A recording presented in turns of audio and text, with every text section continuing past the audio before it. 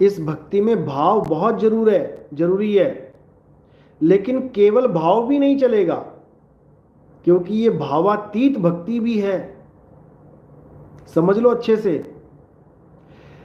भावातीत भी है और बिना भाव के वस्तु भी मिलने वाली नहीं। यानी कि भाव से ही भक्ति होगी, लेकिन अगर तुम गलत जगह भाव लगा के बैठ गए, अगर तुम पत्थरों में भाव लगा के बैठ गए कि पत्थर पूजने से मुझे राम मिल जाएंगे, पत्थर पूजने से मुझे श्याम मिल जाएंगे, पत्थर पूजने से मुझे कोई भगवान मिल जाएंगे, तो ये भक्ति किसी काम की नहीं है। इस भाव का कोई मतलब ही नहीं रहेगा। भाव होना चाहिए बिल्कुल, लेकिन सही जगह, सत्वस्तु से भाव जुड़ना चाहिए। और सत्वस्तु क्या है? सत्य केवल एक है, और वो सत्य आत्मदेव है। आत्मा ही परम सत्य है। जो इस आत्मा से जुड़ गया, अपने आप वो सत्य को प्राप्त कर लेगा। सारा खेल ही आत्मा का है।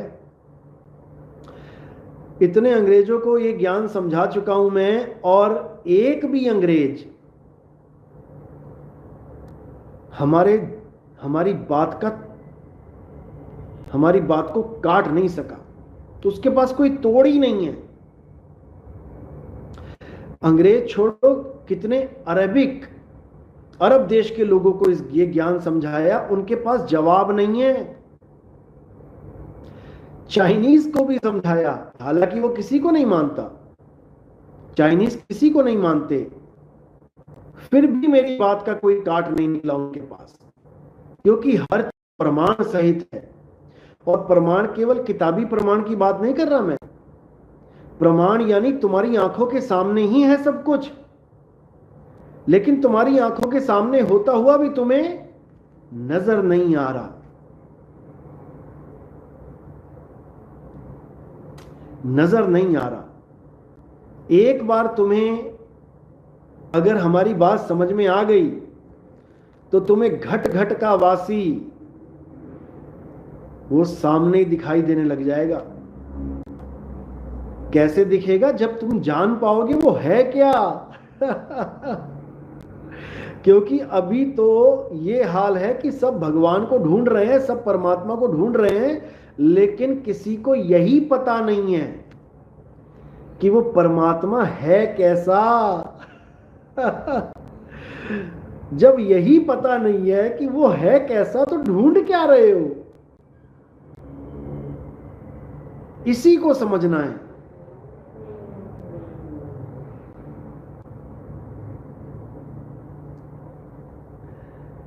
क्योंकि कोई भी वस्तु ढूंढने से पहले उसका स्वरूप पता होना चाहिए। किसी का पेन खो गया, अब हम कहते हैं ला यार मैं ढूंढ देता हूं, कैसा था बता मुझे। नीला था, छोटा सा था, लोहे का था। या कोई कहे कि मेरी घड़ी खो गई, अच्छा मुझे बता कैसी थी। गोल्डन कलर की थी, प्लास्टिक की थी या स्टील की थी, कैसी थी बता मुझे। यानी कोई भी वस्तु ढूंढने से पहले हम उसके स्वरूप का ज्ञान प्राप्त कर लेते हैं कि वो है क्या, है कैसी, दिखती कैसी है। लेकिन जब परमात्मा की बात आती है तो हम सब अपना मन माना आचरण कर बैठते हैं। हिंदू सोचता है परमात्मा राम है, राम जैसे हैं, आदमी जैसा है। कोई धनुष बाण लेके पकड़ के कोई खड़ा होगा वो भगवान है, या कोई हाथ में चक्कर लेके खड़ा है वो भगवान है, वो मिलेगा हमें, उसे प्राप्त करना है हमें। या कोई ये सोच रहा है कि 8 हाथ वाली कोई माता जी हैं, वो हमें दर्शन देंगी, वो हमें मिलेंगी, तब हमें भगवान मिलेगा। या कोई ये सोच रहा है कि हम त्रिकुटी में ध्यान लगाएंगे, यहां कोई ज्योत प्रकाश दिखाई देगी, कोई अखंड ज्योत जल रही है, हमने उसको देखना है, वो भगवान है, वो परमात्मा है। या कोई सारंगी की, वीणा की, शंख की, कोई बादलों की गर्जना की, कोई मृदंग की आवाज को सुनने की कोशिश कर रहा है, कल्पना में बैठा है कि ऐसी आवाज आ जाए तो मुझे परमात्मा मिल जाएगा, भगवान मिल जाएगा। सब के सब किसी ना किसी मनमुखी आचरण को पकड़ के बैठे हैं। इसीलिए भगवान परमात्मा अल्लाह वाहिगुरु उनसे बहुत दूर है। साहिब का घर दूर है, जैसे पेड़ खजूर और ज्ञानी जन के पास में, अज्ञानी से दूर। कुरान में तो यहां तक बोला गया है कि जितनी पास तेरी ये गले की नाड़ी है ना, जिसमें से खून बह रहा है, इससे भी पास है अल्लाह, इससे भी पास है अल्लाह। ये नाड़ी भी बहुत दूर है तेरे से, लेकिन कोई बताने वाला नहीं मिल रहा है कि अगर इतना पास है अल्लाह तो फिर कहां है, मुझे मिल क्यों नहीं रहा। किसी ने उसे 7वें आसमान पे बैठा दिया कि अल्लाह कहां है, 7वें आसमान पे बैठा है। तो फिर ये नाड़ी का उदाहरण क्यों दिया गया है? और ये कुरान पाक में ही दे रखा है, बाहर से नहीं बोल रहा हूं। और ये जानकारी मुझे एक अरब देश के, मिस्र देश के एक बाशिंदे ने दी। और जब मैंने अपना सत्संग उसको सुनाया, उसके बाद उसने ये जानकारी मुझे दी कि भाई जो आप कह रहे हो वो तो कुरान में दर्ज है। मैंने कहा दिखा, तब उसने दिखाया। तो कहने का मतलब है समझाने वालों ने अच्छी से समझा दिया है, लेकिन समझने वाले नहीं समझ पाए। अब जो 7 आसमान का जिक्र आता है, ये आसमान कोई आसमानी आसमान नहीं है कि तुम आसमान के ऊपर जाओगे 7वें आसमान पे। ये 7 आसमान भी भेद है, जो भेद एक कामिल मुर्शिद जानता है। वो कामिल मुर्शिद, वो तुम्हें इस भेद को समझा सकता है, तुम्हें 7वें आसमान पे खुदा के पास जीते जी पहुंचा सकता है,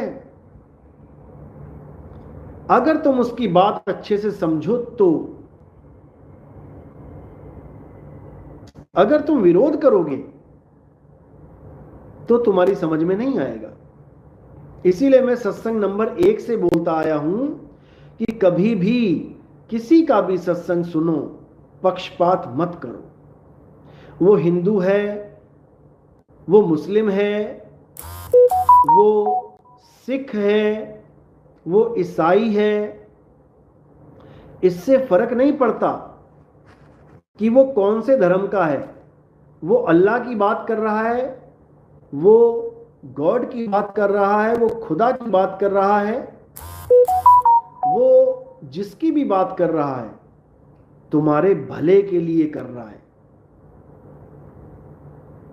तुम्हें तुम्हारा भला नजर आना चाहिए उसके सत्संग में, उसकी बातों में, क्योंकि गॉड अल्लाह वाहिगुरु सबका अलग अलग नहीं है कि वो अपने खुदा की बात कर रहा है। भाई तेरा भी खुदा वही है जो उसका है, तेरा भी राम वही है जो उसका है, तेरा भी श्याम वही है जो उसका है, और तेरा भी भगवान वही है जो उसका है। हम अज्ञानतावश नहीं समझ पाते अपने भले और बुरे की बात, अज्ञानतावश। इसीलिए साहिब ने बोला कि कभी पक्षपात मत करना, सबका ज्ञान समझ लेना। ज्ञान समझने में कुछ नहीं जाता, जो तुम्हारे पास है वो तो रहेगा ही, कुछ एक्स्ट्रा मिलेगा ही। लेकिन उस ज्ञान को अच्छे से तोल भी लेना, बिना तोले, क्योंकि जो भी ज्ञान आप प्राप्त कर रहे हो उस ज्ञान को अच्छे से तोलना जरूर है। बिना तोले अगर कोई भी ज्ञान आप अपना लेते हो तो आपका बहुत बड़ा नुकसान हो जाता है। सबसे पहली बात तो यह है कि अगर आपको कोई भी ज्ञान सुनाई देता है, कोई भी नया ज्ञान आया या कोई भी ऐसा ज्ञान बता रहा है जो आकर्षित कर रहा है आपको, तो सबसे पहले अपने गुरु से उस ज्ञान का जिक्र करो। ये नियम है, ये संत मत का नियम है। कभी भी अपने गुरु से मत छुपाओ कि गुरुजी मैं अब ये दूसरा ज्ञान सुनने लग गया हूं। कभी मत छुपाना, क्योंकि तुम्हारे अंदर इतना विवेक नहीं है कि तुम समझ पाओ कि वो ज्ञान तुम्हारे भले का है कि बुरे का है। अगर चेले के अंदर इतना विवेक होता तो वो कभी किसी गलत गुरु की शरण में जाता ही नहीं। समझ लो अच्छे से।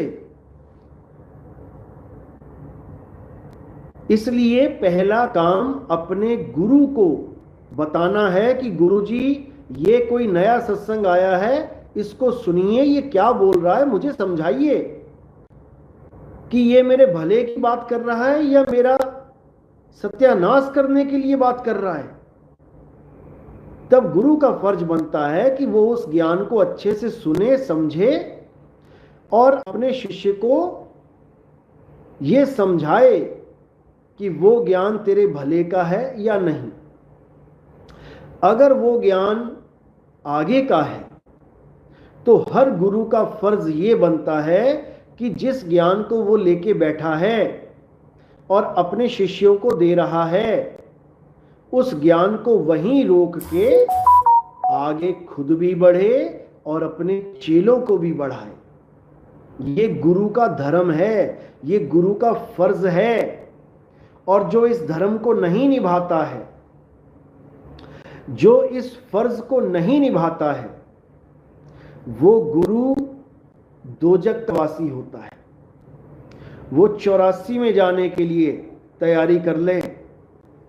और जो चेला गुरु को धोखा देके ये सोच के कि मैं गुरुजी से कहूंगा कि मैं ज्ञान सुन रहा हूं तो वो मुझे डांटेंगे या ऐसा या वैसा, कुछ अपने मन से ही कुछ भी सोच के खुद से निर्णय ले जाता है चुपके चोरी से, वो हमेशा पछताता है, हमेशा पछताएगा वो। सबसे पहले तो ये समझ लो कि उसने गुरु को धोखा दे दिया। जिस गुरु ने उसको ज्ञान दिया, जिस गुरु ने उसको आगे का रास्ता बताया, जिस गुरु ने उसके कल्याण के लिए उसको ज्ञान दिया, उसी गुरु को वो छोड़ के जा रहा है। यानी अगर मुक्ति का ज्ञान भी मिला तो खुद अकेला ही जाना चाहता है, अपने गुरु को वहीं पीछे के ज्ञान में रखना चाहता है। ये गुरुद्रोहियों के लक्षण हैं। ऐसा इंसान कभी तरक्की कर ही नहीं सकता, क्योंकि मैंने पहले भी समझाया है कि आपके ऊपर दो ऋण बहुत जबरदस्त हैं, दो कर्जे आपके ऊपर बहुत जबरदस्त हैं। कौन कौन से कर्जे हैं? पहला कर्ज आपके मां बाप का, आपके माता और पिता का जो आपके ऊपर कर्ज है, ये आप सारी उम्र गुलामी करने के बाद भी नहीं चुका सकते। अब कैसे चुका सकते हैं? केवल एक ही तरीका है। जब भी आपको सही रास्ता मिले इस भवसागर से, इस भव बंधन से निकलने का, तो आप सबसे पहले अपने माता पिता को बताएं ताकि उनकी भी मुक्ति हो सके। क्योंकि है तो वो भी मालिक के जीव, फंसे तो वो भी हैं इस कारागार में, इस भव बंधन में तो उनका भी दम घुटता है, बार बार जन्मना मरना उनको भी पड़ता है।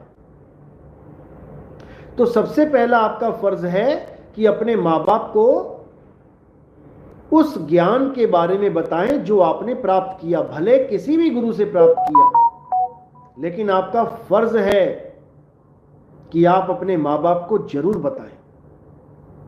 तो इससे आपका जो माँ बाप का कर्ज है, आप कर्ज मुक्त हो जाते हो। और दूसरा कर्ज क्या है? किसका है कर्ज आपके ऊपर? आपके गुरुदेव का।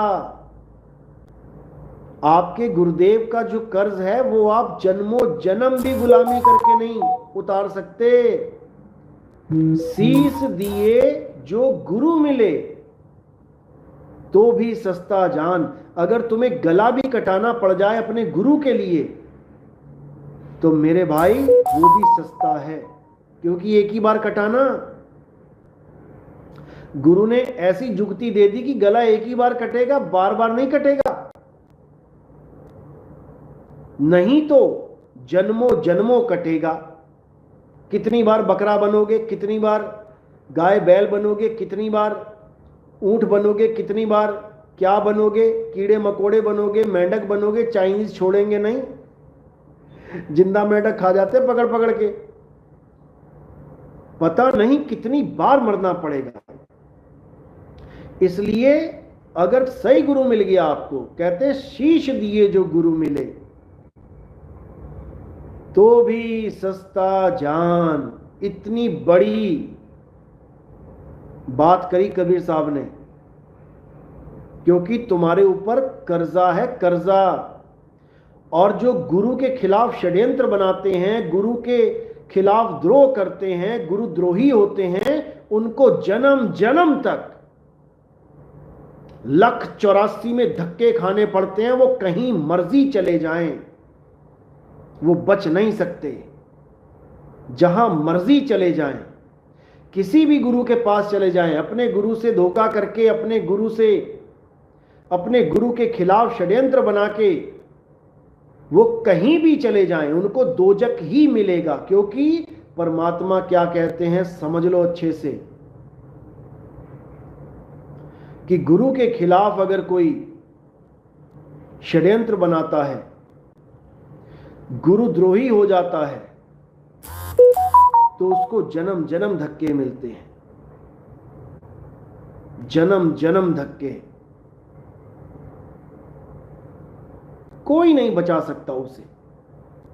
और ऐसी दुर्गति होती है, ऐसी बुरी मौत मरता है वो आदमी कि तरस खाते हैं लोग उसके ऊपर। लेकिन करे तो करे क्या? ऐसा कर्म कर बैठा है, जाए तो जाए कहां?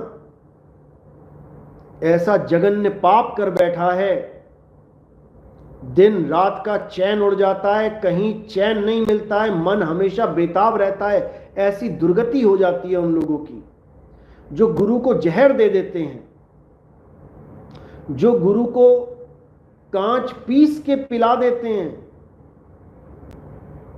जो गुरु पे झूठे इल्जाम लगा देते हैं, जो सुपारी तक दे देते हैं गुरु की हत्या की। उनको परमात्मा कभी नहीं बख्शता, कभी नहीं। जन्मों जन्मों में उन्हें 84 काटनी पड़ती है। शेरों के बीच में जन्म लेना पड़ेगा, भागने को रास्ता नहीं मिलेगा।